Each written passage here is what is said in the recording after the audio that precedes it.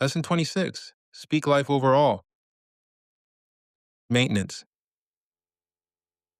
And into whatsoever house ye enter, first say, Peace be to this house. And if the Son of Peace be there, your peace shall rest upon it. If not, it shall turn to you again.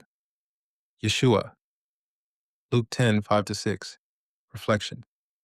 Maintenance is more than tidying a room or organizing belongings.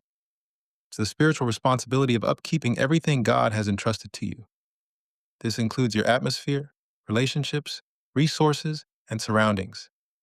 As believers, we are called to speak life and peace over people, places, and things, ensuring that each one reflects God's presence and order.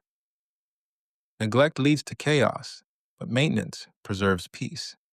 From strained relationships to cluttered spaces, what we fail to maintain can lose its value or purpose. Jesus taught his disciples to speak peace into homes they entered, showing us that our words have power to set the tone and atmosphere. In the same way, we must maintain our lives, spiritually, mentally, emotionally, and physically, by declaring peace and aligning every area with God's will. When we care for what He gives us, we demonstrate gratitude and readiness for more. Application. Today, ask the Holy Spirit to show you areas of your life that need maintenance. Is there a person you need to reach out to? A room that needs to be prayed over? A possession that needs to be dedicated back to God? Speak peace over your environment, your relationships, and your mind. Say aloud, Peace be to this house, this heart, this space, this relationship. Maintenance is a holy act that prepares the way for God to dwell fully. Affirmation. I maintain peace, order, and purpose in every area of my life.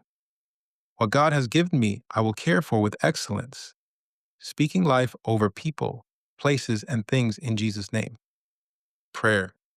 Lord, I thank you for all you've entrusted to me.